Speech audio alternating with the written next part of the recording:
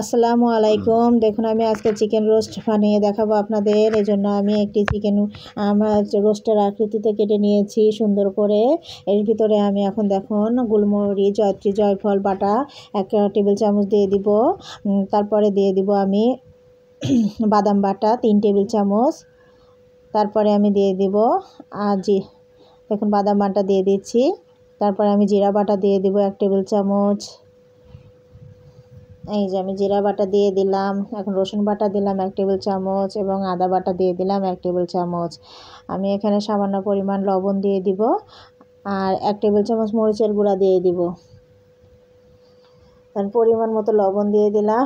দিয়ে আমি 1 টেবিল চামচ টক দই দিয়ে দিলাম। দিয়ে আমি এটাকে সুন্দর করে মেখে ম্যারিনেট করে রেখে দেবো 15 মিনিটের জন্য। দেখুন আমি সুন্দর করে মেখে এটা উলটপালট করে সুন্দর করে মেখে আমি ম্যারিনেট করে রেখে দেবো 15 মিনিটের জন্য। তারপরে আমি চলে যাব চুলাতে। আমি একটা চুলা কড়াইটা তুলে দিয়েছি। এখন ওখানে আমি তেল দিয়ে দিলাম। দিয়ে আমি এখন 2 টেবিল চামচ ঘি দিয়ে দিব। দেখুন আমি 2 টেবিল চামচ ওই তেলের ভিতরেই আমি ঘিটা দিয়ে দিয়েছি। আমি এখানে পেঁয়াজটা বেরেস্তা করে নেব।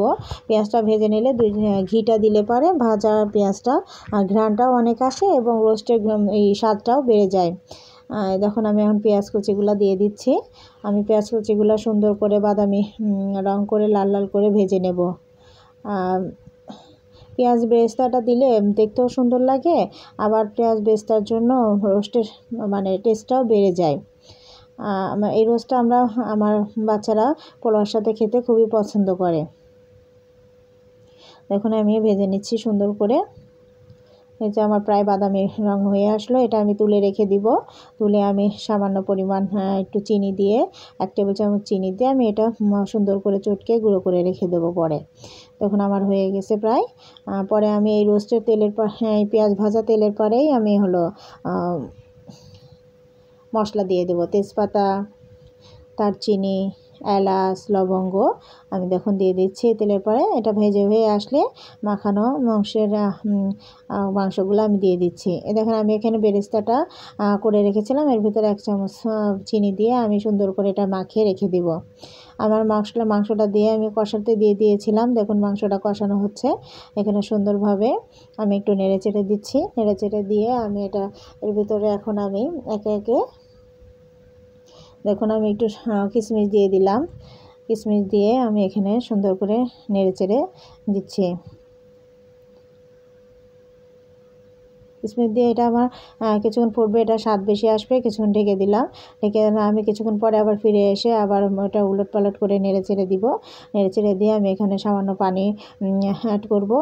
আর আমি পরে দুধ দিয়ে পরিমাণ মতো দুধ দিয়ে 2 কাপ পরিমাণ মতো দুধ দিয়ে আমি এটাকে কষিয়ে নেব।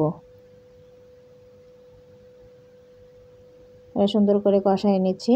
আমি এই পর্যায়েও ঢেকে দেবো। ঢেকে দিয়ে আমি কষাবো। দেখুন আমি আবার কিছুক্ষণ পরে এসে আমি এখানে পরিমাণ মতো দুধ দিয়ে দিয়েছি। দুধ দেওয়ার পরে দেখুন আমার এইভাবে ফুটবে। যখন এখন আমি ফুটে আসছে তখন আমি এখানে দিয়ে দিব কয়েকটা কাঁচামরিচ, আস্ত কাঁচামরিচ। আর আমি দিয়ে দিব পেঁয়াজ বেরেস্তা করে রাখছিলাম সেটা 3 টেবিল চামচ। দিয়ে আমি সেটা সুন্দর করে নেড়েচেড়ে আমি আবার ঢেকে রাখবো। দেখুন আমি সুন্দর করে নেড়েচেড়ে দিচ্ছি। সুন্দর করে নেড়েচেড়ে আমি এটা ঢেকে রাখবো। আমার রান্নাটা কেমন হয়েছে সবাই কমেন্ট করে জানাবেন। আমি এভাবে আপনারা একদিন বাসায় ট্রাই করে দেখতে পারেন আমি যেভাবে রান্না করেছি। দেখুন আমার প্রায় হয়ে আসছে। সুন্দর করে নেড়েচেড়ে আমি দিচ্ছি। আমার প্রায় হয়ে আসছে। যখনই দেখবো ঝোল দেখুন তেলটা ভেসে ভেসে আসতেছে, হয়ে আসছে, মাখা মাখা হয়ে যাচ্ছে, আমি এই পর্যায়ে পরিবেশনের জন্য রেডি করব। দেখুন আমার ঝোলটা মাখা মাখা হয়ে গেছে। পরিবেশনের জন্য আমি রেডি করছি। সবাই আমার জন্য দোয়া করবেন। আমার রান্নাটা ভালো লাগলে কমেন্টস করে জানাবেন। আসসালামু আলাইকুম। সবাইকে ধন্যবাদ।